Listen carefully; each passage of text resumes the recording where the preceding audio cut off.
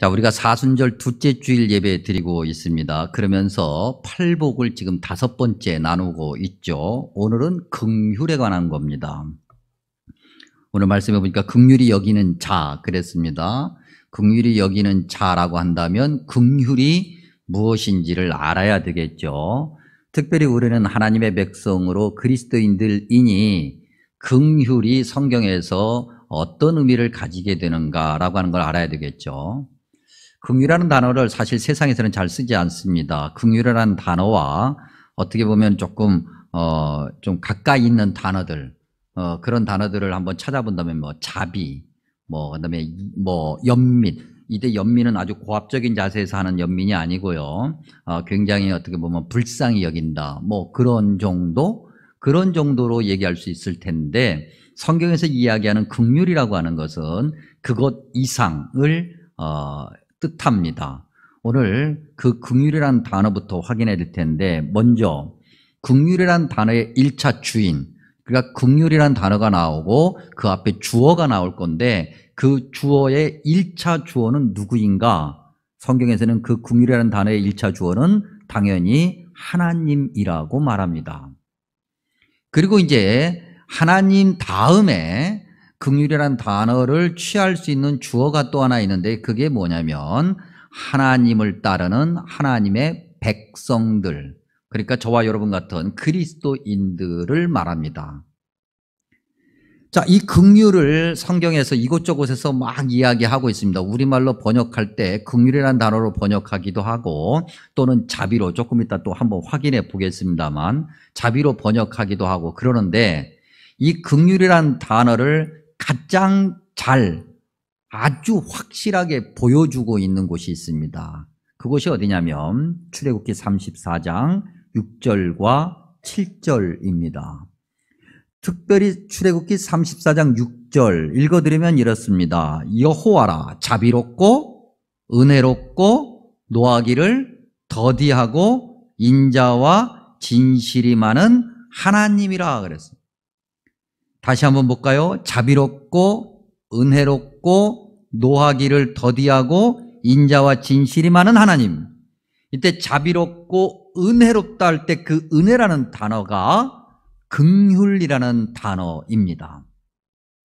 상황에 따라서 은혜로 번역하기도 하고 긍휼이라고도 번역하는데, 원래 그 번역되기 전에 원어라고 하죠. 그 원어가 바로 은혜라고 하는 단어로 표현된 거죠. 바꿔 얘기하면 긍휼이라고 하는 단어, 하나님을 1차 주어로 갖는 긍휼이라는 단어는 은혜라는 단어고, 그렇기 때문에 하나님의 긍휼은 바꿔 얘기하면 하나님의 은혜를 이야기하는 거예요.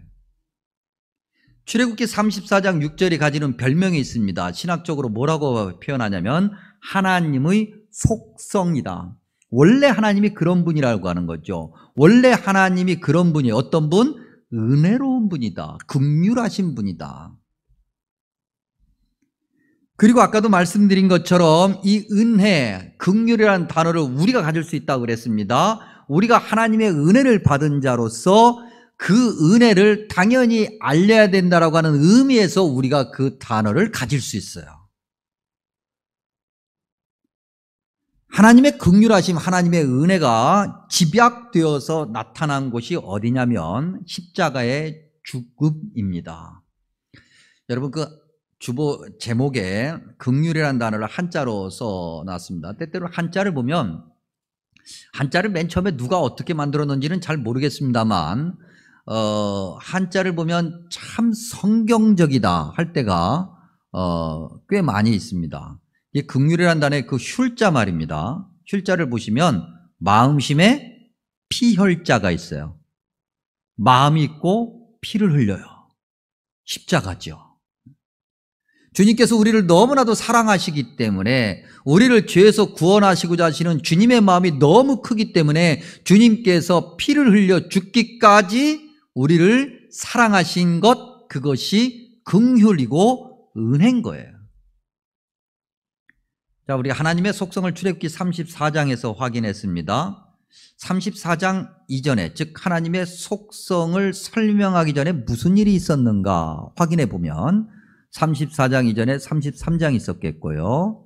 그리고 32장에 가니까 하고 우리의 발걸음을 멈추게 하는 사건이 있었습니다. 어떤 사건입니까? 출애굽기 32장에 소위 금송아지 만들어서 자기들끼리 잔치한 사건이죠.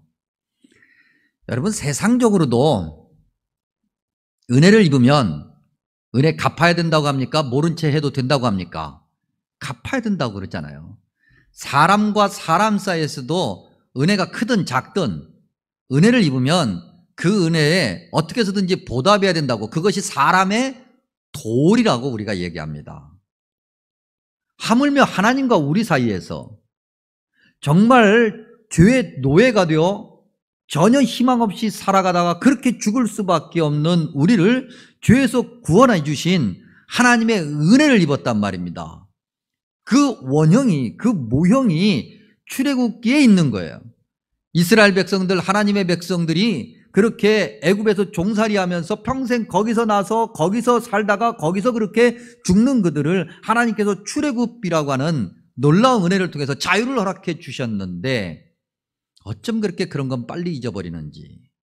금세 잊어버리고 그들이 금송아지를 만들어 자기들이 원하는 신, 자기들이 원하는 방식대로 송아지를 만들어 그 앞에서 노래하며 춤추며 잔치를 벌이고 자기들끼리의 자기들만의 예배를 드렸다. 이런 걸 천인공노한다고 그러죠. 하나님께서 너무나도 분노하셨습니다. 하나님께서 그들을 정말 한 명도 남김없이, 출애굽한 지 불과 얼마 안 됐는데 한 명도 남김없이 싹 진멸하셔도 누구도 뭐라 할 수 없는 그런 상황. 그런데 하나님께서 다시 그들의 모든 죄를 용서하시고 그들을 다시 광야에서 훈련시키고 약속하신 가나안 땅까지 이끌고 가시죠. 하나님의 은혜, 그리고 그 하나님의 은혜 앞에 있는 사람의 고집과 교만과 죄. 하나님의 은혜를 받는 자는 그럼 어떤 자인가? 다시 바꿔 얘기하면 이렇게 고집과 교만으로 가득 찬, 죄가 가득한 죄인인 거죠. 저와 여러분이 죄인이라고 하는 거죠. 저와 여러분이 죄인인데 하나님께서 우리를 너무나도 사랑하셔서, 원래 하나님의 속성이 긍휼하시고 은혜로우신 분이기 때문에 우리를 죄에서 용서하셔서 천국 백성 삼아주셨고 우리에게 천국을 갈 수 있다고 자격을 부여해 주셨다고 하는 거예요. 그러나 그 긍휼 이전에 우리가 누구인가를 분명하게 알아야 하는 거죠. 우리가 누구입니까? 죄인인 거예요. 근데 우리가 죄인인 건 맞나요? 저와 여러분이 죄인 맞아요? 맞아요? 근데 왜 우리는 이렇게 살까요? 아무리 생각을 해도 죄인인데 죄인 아닌 것처럼 살지 않나요? 말씀을 준비하는 동안 이 목사의 삶을 봐도 죄인인데 죄인 아닌 것처럼 살아. 너무나도 당당하고 떳떳하고 뻔뻔하고. 누가복음 18장 9절에서 14절, 바리새인과 세리의 기도의 차이를 거기에 그려놓았습니다. 바리새인, 세리를 향해서 이야기합니다. 하나님, 나 저 세리 같지 않아서 감사합니다. 내가 일주일에 2번씩 금식 기도하고요, 소득의 11조도 드리고요, 내가 얼마나 정말 신앙생활 잘하는지 모르겠어요. 이렇게 잘할 수 있도록 해주셔서 감사합니다. 한편 세리는 어떻게 기도했습니까? 멀리 서서 감히 눈을 들어 하늘을 쳐다보지도 못하며 다만 가슴을 치며 말하기를, 나는 죄인이로소이다. 나를 불쌍히 여기소서. 주님께서 누구의 기도를 칭찬하셨나요? 세리의 기도를 칭찬하셨어요. 정말 죄인인 걸 아는 거죠. 하나님 앞에서 바리새인과 세리, 누가 죄인이고 누가 죄인이 아니라 이렇게 말할 수 있을까요? 다 죄인인데. 그런데 한 사람은 그래도 나름대로 최선을 다하고 있다고 이야기하고, 그래서 나는 꽤 괜찮은 사람이라고, 괜찮은 믿음을 가진 사람이라고 스스로 자신하고, 하나는 사실 그럴 필요도 없는데 하늘을 쳐다보지도 못하고 가슴을 치며 불쌍히 여겨달라고, 내가 죄인이라고. 디모데전서 1장 15절에 바울, 그래요. 세리는 뭐 그래요. 세리는 뭐 그래 죄인이라고 그렇게 취급받아도 싸. 근데 기독교 수천 년 역사 가운데서 바울이 죄인이라고 생각하는 사람은 한 명도 없는데 그런 바울조차도 디모데전서 1장 15절에 자기 자신에 대해서 뭐라고 고백합니까? 내가 죄인 중에 뭐라고요? 괴수다 그랬어요. 하나님의 은혜 앞에 하나님의 긍휼 앞에 서 있는 우리는 우리가 누구인지를 분명하게 알아야죠. 그래야 그 다음 단계로 나아가는 거예요. 우리가 누구예요? 죄인인 거죠. 죄인은 고개 못 들어요. 어디 가서 큰 소리 못 쳐요.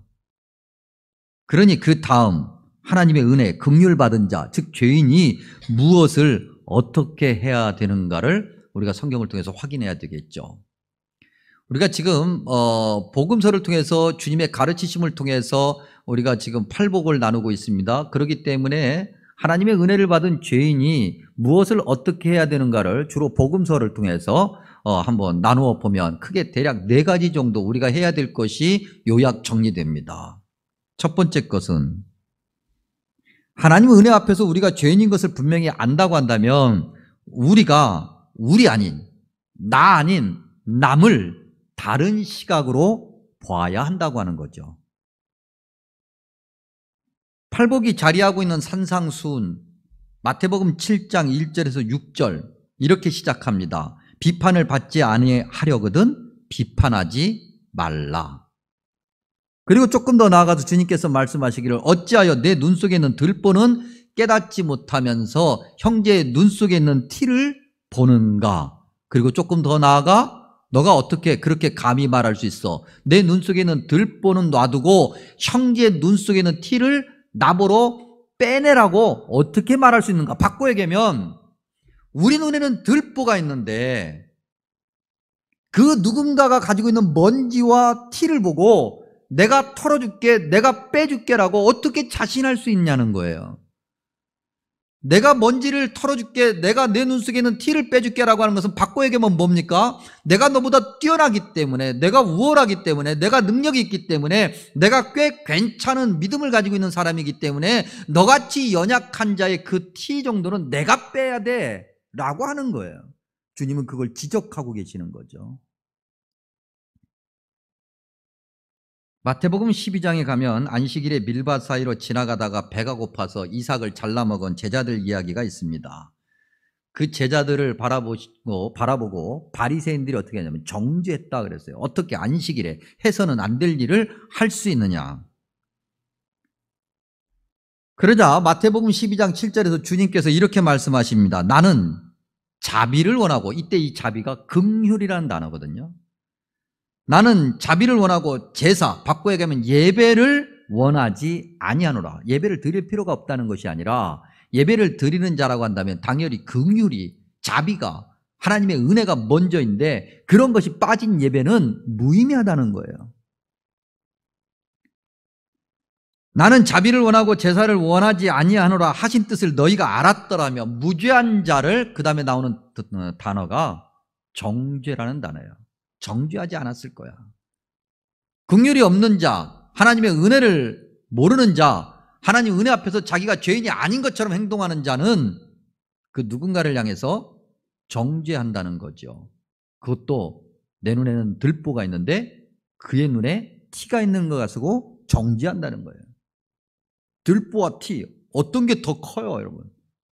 비교도 안 되잖아요. 우리가 잘 알고 있는 요한복음 8장 말씀, 가늠하다 현장에서 붙잡혀온 여자, 우리는 이런 여자를 두고 뭐라고 얘기하냐면 문란하다, 음란하다, 아주 나쁘다, 그렇게 얘기하죠. 더럽다. 더럽고 문란하고 음란한 그 여자. 그래서 많은 사람들이 더럽고 음란하고 문란하기 때문에 율법에 의하면 돌에 맞아 죽어도 된다고 생각을 해. 돌을 들고 씩씩거리고 있는 그 상황.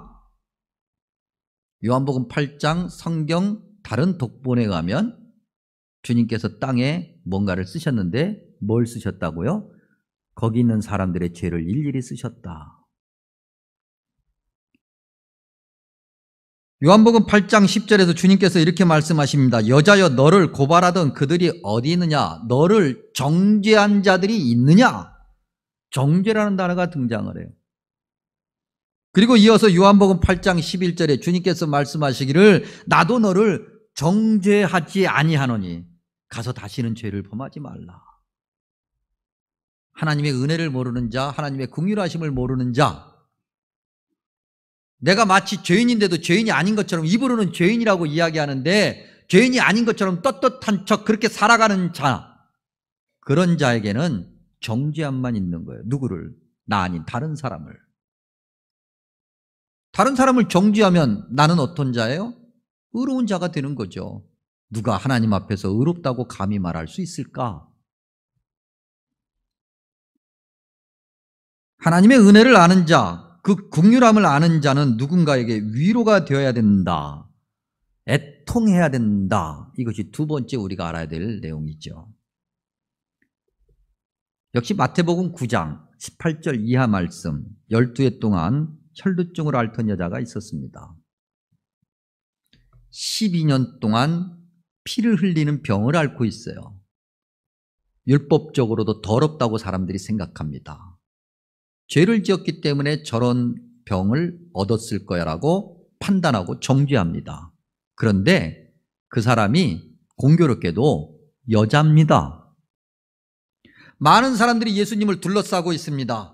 예수님과 이 여자의 거리가 물리적으로는 불과 얼마 안 되지만 그 여자가 그 무리를 뚫고 예수님께 가까이 가려고 한다면 그 여자에게는 그 거리가 마치 10km, 20km 같은 느낌인 거예요. 그것도 기어서. 사람들이 멸시합니다. 조롱합니다. 구박합니다. 구타합니다. 침을 뱉습니다. 더러운 여자가 감히 어떻게. 그런데도 그 여인은 주님만 바라보죠.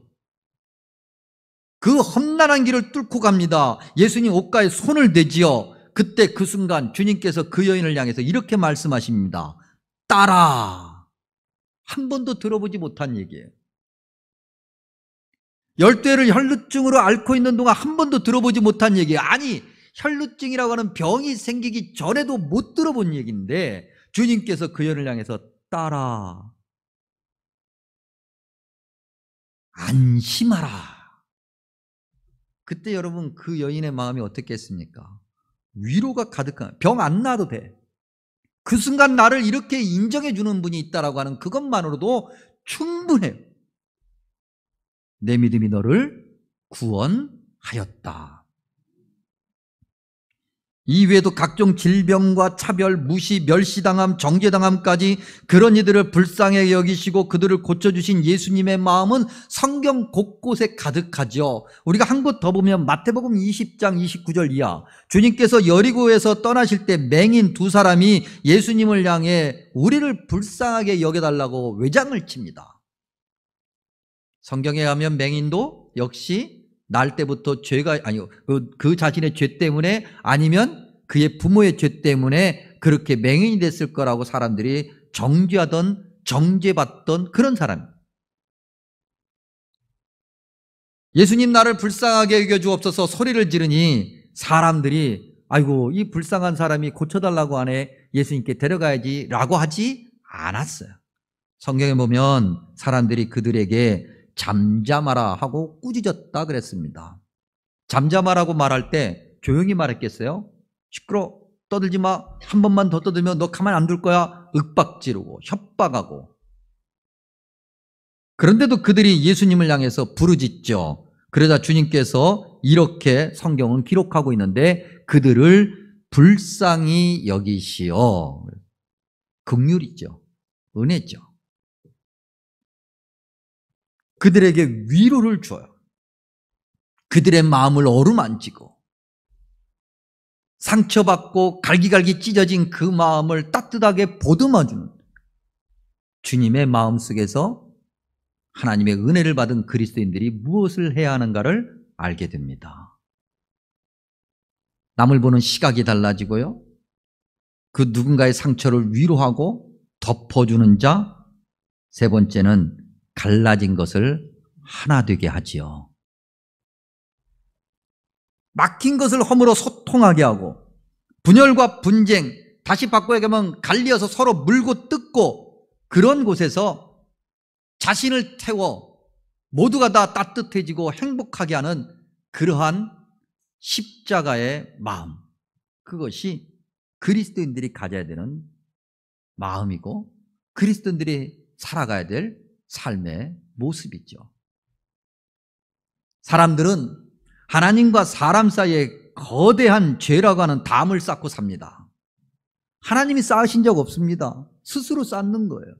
교만이라는 담, 고집이라는 담, 죄라는 담을 쌓고 또 쌓아 자기 키보다 훨씬 높이 쌓아서 도저히 하나님께 가까이 갈 수 없어. 자기가 쌓아놓고도 자기가 허물 수 없는 그 담을 주님께서 불쌍히 여기셔서 허물어 주시고 이제 너와 내가 직접 만날 수 있다. 얼마나 답답했니? 얼마나 갑갑했니? 내가 허물어 줬으니 나와 이렇게 편안하게 만나자 하구나. 주님의 긍휼이고 주님의 은혜요. 막혔던 죄의 담이 허물어지고 주님과 우리가 하나가 되는 은혜를 누리게 돼요. 주님께서 십자가에서 죽으실 때 성소의 휘장이 위에서 아래로 찢어져 내렸다 그랬어요. 하나님이 누구신가를 구별하기 위해서 성소와 지성소를 구별해 놨는데 사람들이 오랜 세월 지나면서 자기의 고집으로 자기의 교만으로 자기의 죄로 그 성소의 휘장으로 하나님과 하나님 사이를 막아놔버려요. 주님께서 이제 그것을 스스로 찢어내리셔서 소통하게 하시죠. 원활하게 하시죠. 에베소서 2장 14절에서 바울이 이렇게 얘기합니다. 그는 우리의 화평이신지라 둘로 하나를 만드사 원수된 것 곧 중간에 막힌 담을 자기 육체로 하셨다 그랬어요. 여러분 대선 끝났습니다. 내가 원하는 사람이 됐든 되지 않았든 1%도 안 되는 차이로 양쪽으로 쫙 깔렸어요. 이것이 무엇을 이야기하는 겁니까, 여러분? 그래요, 서로 다른 의견을 가질 수 있어요. 그래서 그렇게 갈라졌어요. 그런데 다 끝나고 난 다음에 야, 그래 이제 우리가 다시 하나가 되자. 그런 의미에서 갈라짐일까요? 아니면 여전히 앙금이 남아있는 갈라짐일까요? 그 전의 과정을 보면 이제 이 시간 이후가 걱정스럽기 그지없지 않나요? 이유가 없어요. 그냥 무조건 싫은 거야. 이쪽이든 저쪽이든 저쪽이든 이쪽이든 보기만 해도 싫어. 듣기만 해도 싫고 1%가 안 돼요. 양쪽으로 쫙 갈라져 있는 거예요. 서로를 향해서 물고 뜯고 험담을 하고 손가락질을 하고 좋아요. 세상은 그래요. 그런데 그 안에 교회가 같이 춤을 춰요. 그 안에서 그리스도인들이 같이 춤을 춰요.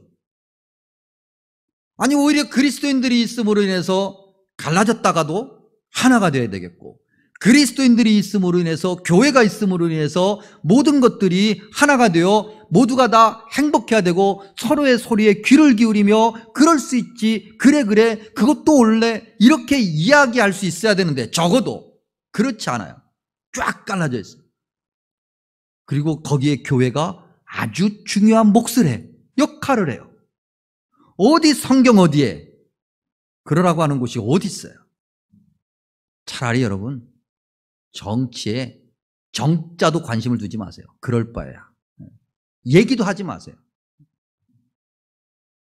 내가 죽어 주님께서 말씀하신 것처럼 자기 육체로 오셨으니 그 주님의 은혜를 받은 자께 내가 죽어 그 갈라진 곳에 주님이 원하시는 화합과 화평이 있고 그곳으로 주님이 원하시는 정의와 공의가 세워지지 않으면 우리는 아예 말도 하지 않는 것이 오히려 주님의 영광에 조금이라도 보탬이 될 수 있겠다. 마태복음 5장 46절과 47절 너희가 너희를 사랑하는 자를 사랑하면 무슨 상이 있으리요? 세리도 이같이 아니하느냐? 또 너희가 너희 형제에게만 무난하면 남보다 더하는 것이 무엇이냐?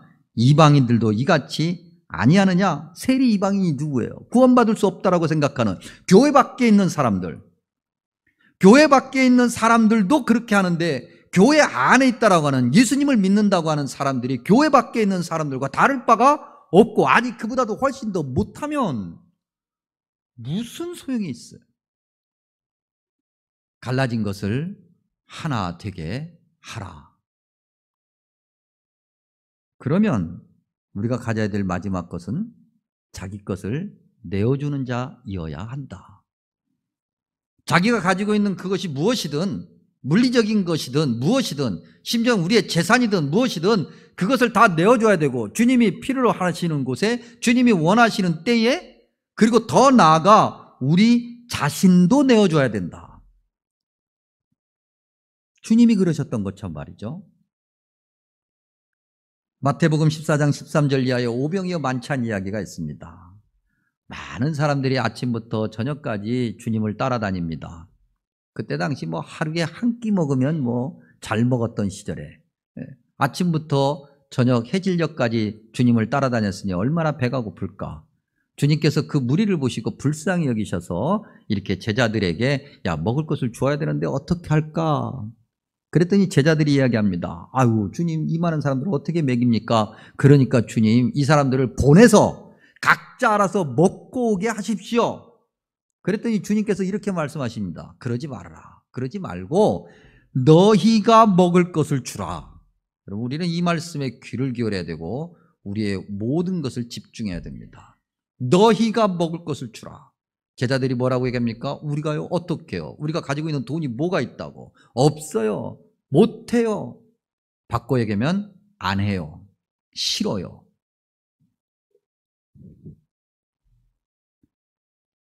너희가 먹을 것을 주라고 말씀하실 때 예 하면은 주님께서 그 나머지 모든 것들을 이끌고 가셔서 주님의 능력을 보여주실 것이건만, 그렇게 순종했던 자들에게 주님의 능력이 지금까지 나타났던 것을 제자들이 눈으로 보고 피부로 경험했건만 자기 것을 내어놓으라 하니 내어놓기 싫었던 거죠.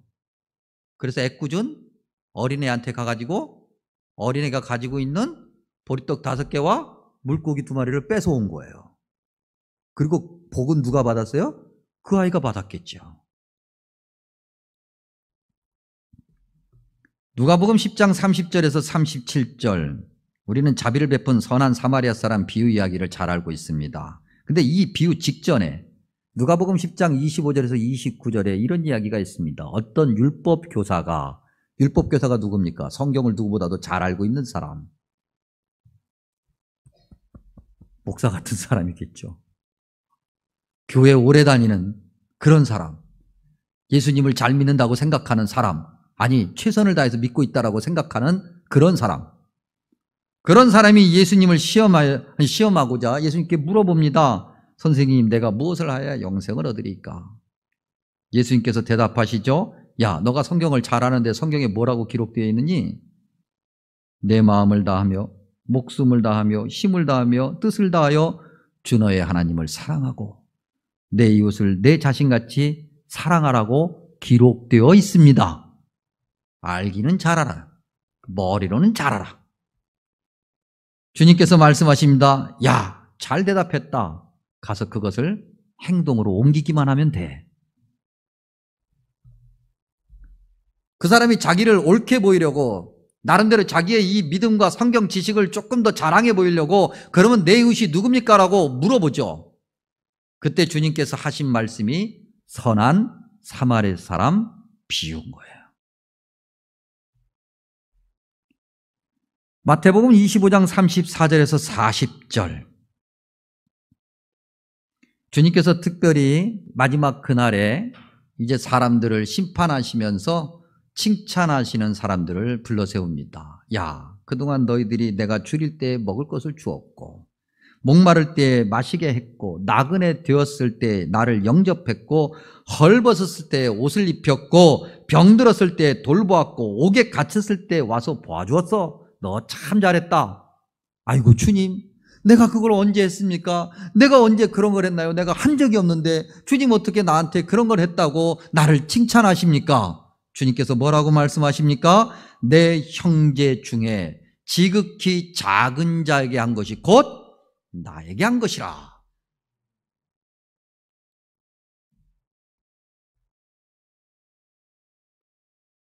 지금까지 말씀을 보니 하나님의 은혜를 아는 자, 하나님의 긍휼하심을 아는 자, 하나님 앞에서 내가 정말 죄인이라는 것을 바르게 고백하는 자는 하나님과 바른 관계를 맺은 것이고, 하나님과 바른 관계를 맺었다고 한다면 이처럼 사람과 사람 사이에서 당연히 바른 관계를 맺어야 하는 것이고, 그러면 어떤 결과가 나올까? 주님께서 이렇게 말씀하십니다. 긍휼히 여김 받을 것이다. 이게 문법적으로 따지면 미래 수동태거든요. 미래에. 그때 미래는 어느 날, 어느 때 주님이 정하신 마지막 그날에, 그때에 긍휼히 여김을 받을 거라. 방금 우리가 봤던 마태복음 25장으로 다시 돌아가면 주님께서 이렇게 말씀하십니다. 마지막 그날에 영광으로 모든 천사와 함께 올 때에 그 영광의 보좌에 주님께서 앉으실 것인데, 모든 민족을 불러놓고 주님께서 양과 염소를 마치 목자가 그렇게 나누는 것처럼 양과 염소를 나눌 거야. 그리고 양은 임금님 오른편에, 염소는 임금님 왼편에. 그리고 그들에게 말씀하시기를 창세로부터 너희를 위하여 예비된 나라를 상속받으라. 그렇죠, 여러분. 우리가 정말 주님 앞에서 죄인인 것을 바르게 아는 자, 그리고 죄인답게 죄인인 그 신분에 맞게 주님의 은혜를 사모하며 살아가는 자가 삶에서 보여주는 그 결과가 마지막 그날에 주님께서 창세 때부터 너를 위해서 예비해 주신 이 나라를 너가 지금 마침내 가질 수 있게 되었구나, 선물로 주신다는 거예요. 뒤집어 얘기하면 하나님의 은혜도 모르고 죄인인데 죄인 아닌 것처럼 살다가 그렇게 주님 앞에 가면 그 상을 받을 수 있다, 없다? 없을 수도 있다. 야고보서에 가면 2장 13절에 이 모든 말씀을 딱 한마디로 요약해 놓은 짧은 구절이 있습니다. 이 말씀이 오늘 말씀의 결론이 되는데, 야고보서 2장 13절 읽어드리면, 긍휼을 행하지 아니하는 자에게는 긍휼 없는 심판이 있으리라. 긍휼은 심판을 이기고 자랑하느니라. 아멘. 기도합니다.